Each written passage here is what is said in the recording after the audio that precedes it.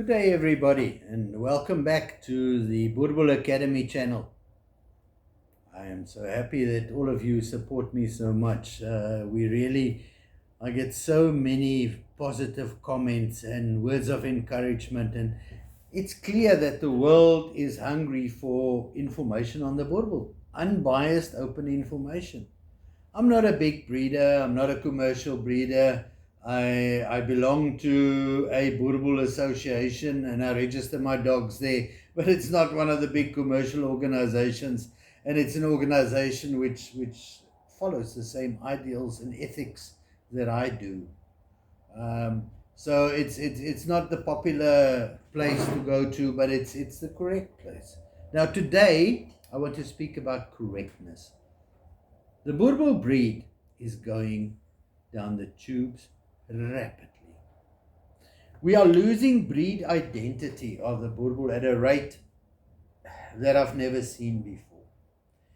The first attempt since 1987 for the Boerboel was to stabilize the identity of the breed, to make it known what the breed looks like, what the breed is, how the breed behaves, how the breed moves. Nowadays, we seem to have lost the whole inkling of what the breed looks like. How it moves is totally affected by what we perceive to be a new monster called the Boerboel.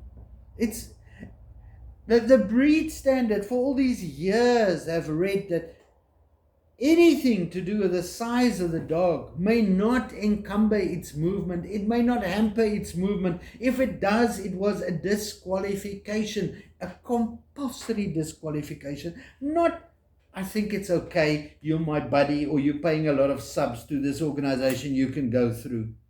I want you all to go onto the internet and to look at the pictures of the old Boerboels. I've got here the Boerboel of Zuidelike Afrika, the Boerboels of Southern Africa, written by Mr. Bert Grabe in 1995.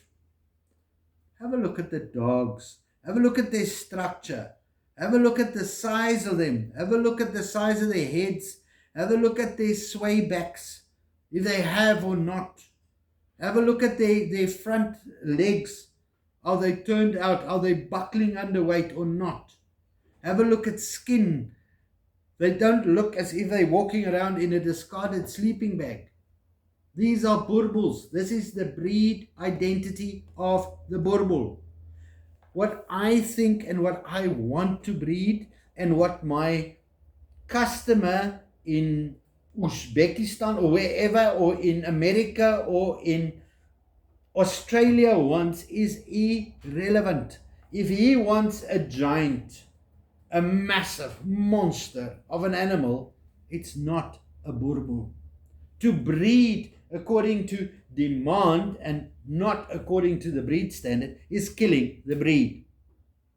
Just imagine me going to the Fox Terrier Association and the Breeders Association and asking to register a 50-kilogram Fox Terrier, right, which happens to stand 50 centimeters high. Right? And it weighs 50 kilograms. I will be laughed out of the building. But in the Boerboel world, man, I get the championship award. It's incorrect to exceed or to go below the breed standard.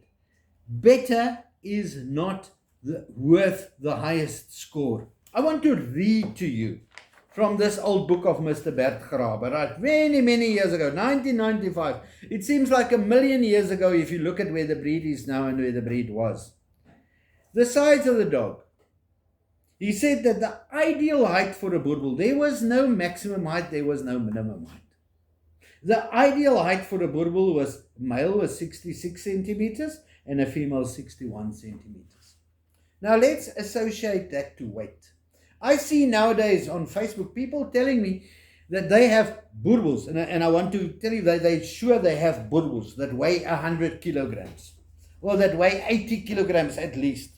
Now, we all heard about balance, and for balance, just to demonstrate balance, I brought Fluffy along, because if I brought a Boerboel, somebody will say I'm discriminating. So I brought Fluffy, my favorite demonstration animal, right? Fluffy, now, if we want to measure, if Fluffy is in balance. We take a tape measure, and in front of the ears we go around the skull, and we meet the circumference of the skull in front of the ears, around the bottom to there in centimeters. We write it down on a piece of paper. Then we take a tape, we measure from the ground to Fluffy's, top of Fluffy's withers. This thing here is called the withers, right? So from the ground to the top of the withers in centimeters. And those two should be pretty equal. Thirdly, we look at the weight of the dog. And the weight of the dog in kilograms should be equal to the circumference of the head and the height of the dog. Then the dog is in balance, structurally in balance. So you want to tell me you have a 100-kilogram dog that stands 100 centimeters or 1 meter high at the withers. So its head should be about 1.4 meters from the ground. It's not a Boerboel. It's a bigger dog than a Great Dane. You are trying to breed buffaloes, not Boerboels. Right? I want to be very clear about that.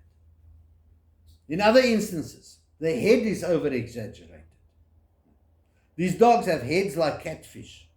A massive head. Oh, look at that beautiful dog. In the new book that I'm writing a lot about breed killers. Breed killers, according to me, is where people take something which is not out of the breed standard, not in the breed standard, and they make it important. And they make dogs win based on those grounds. Because they don't have a proper appraisal, they have a show, a big show, right? So at the show, this dog prances around, it's this massive monster, and everybody goes, oh, look at that dog, right?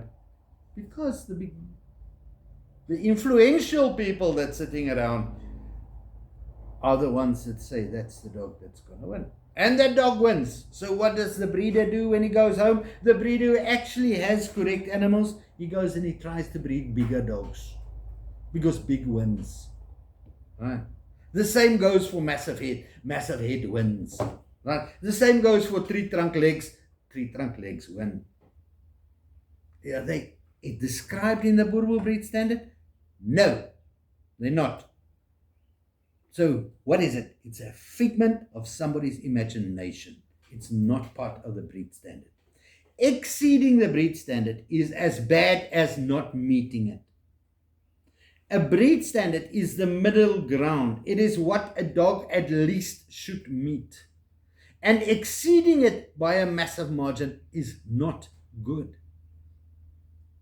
You can't say a Boerboel. Let's go back to Mr. Graber's thing here, and we say, okay, right, ideal height is 66 centimeters, but I'm going to breed a dog of 86 centimeters, so I'll get the top score. No. Then you must just as well take 66 centimeters and deduct 20 centimeters from it and say, I'm going to breed a dog of 46 centimeters, right? And that's the range. No. The range is very close to the ideal. The closer you get to the ideal, the higher your score should be. Not the further you exceed the ideal, the higher your score should be. Breed blindness is a term which is coming to mind more and more. We don't see where we're taking the breed anymore. Right? We heard about kennel blindness in the past, and people used to say, you know, that guy in his kennel, he thinks all his dogs are fantastic. But actually, they're not. Now, I want to say the same thing to the Boerboel world. A lot of the dogs that you think are fantastic, they're not. They don't meet the Boerboel breed standard. They're the figment of somebody's imagination who thinks he knows what the world should get when they look at a Boerboel. A Boerboel is not a breed that was created by a bunch of breeders who got together one day and they say, we're going to take Fluffy, and we're going to take another dog, and we're going to put them together, and we're going to breed a dog with a nice blocky head and this temperament and that. No, the Boerboel was not created by breeders. The Boerboel has been around. The Boerboel is a heritage breed, and for that you'll have to read my book, The Boerboel, The Origins and the History of the Breed.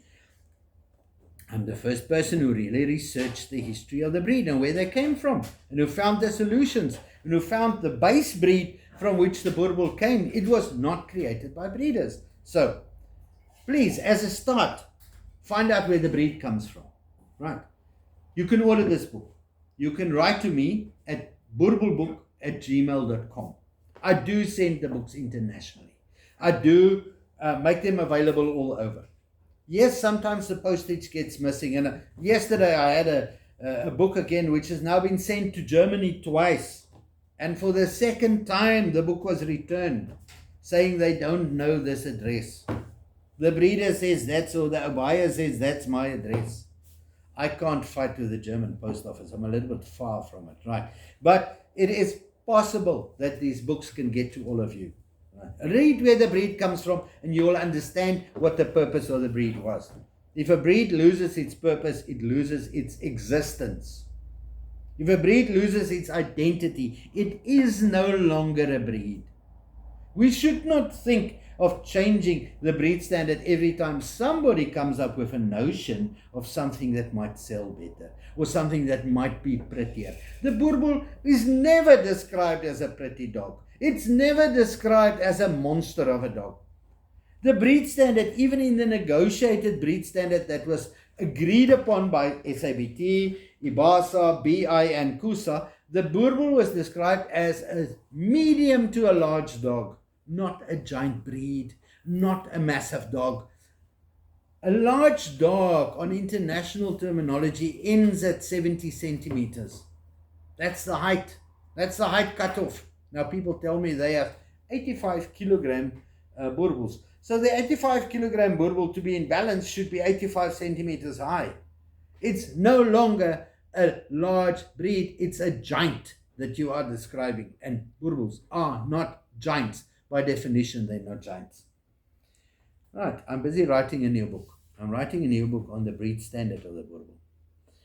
This book took me many years to write, the origins and the history, because there was a lot of research to do. Fortunately, I started in 2010 already, collecting a lot of, or 2008, a lot of information and pictures and things like that about the breed. And I basically started working off that basis. The new book's going to be twice the size of this. This one was 150, nearly 150 A4 pages, full color. The next book's going to be 300 pages, full color, but it addresses genetics, it addresses temperament, it addresses everything that you can think of, gait, mobility, all the stuff that nobody ever teaches you about what is correct and what is not correct. So I cannot sell you that book yet because it's not completed. It's not there yet.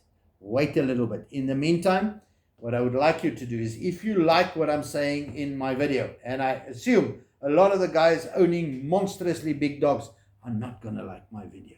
But if you think I am correct, please give me a like. If you would like to see the next time I publish a video, please click on the subscribe button. If you have any questions or comments, make them. I will reply. I will reply. Sometimes takes me a while, but I do reply eventually. What we need to do is we need to return to reality. Reality in the dog world says that you heed your breed standard, not that your breed standard heeds you. I don't know what else to do. I don't know how to turn this tide. But I see us losing the Boerboel. I see that the last vestiges of what the breed was disappearing rapidly. And I get people from overseas contacting me and saying, listen, I saw the latest show or championship or something and it was a farce. What's happening? I cannot give the answers. All I can do is appeal to you. We've got a breed that we love. And we love it because the breed is worth it. It's a breed of our ancestors. It's a breed that has done so many beautiful things for so many people. We need to return and correct the conformation. We need to correct the temperament. We need to correct the health. We need to correct the mobility of the dog. Those are the things that are important. Not who bred it, not who handles it, not which shows it goes to, or how much it weighs, or how big its head is. Everything is in balance. And if those four aspects are not heeded, we will lose the breed. I thank you. And I thank you for watching me. And I thank you for caring. So, Let's go and let's save the Boerboel.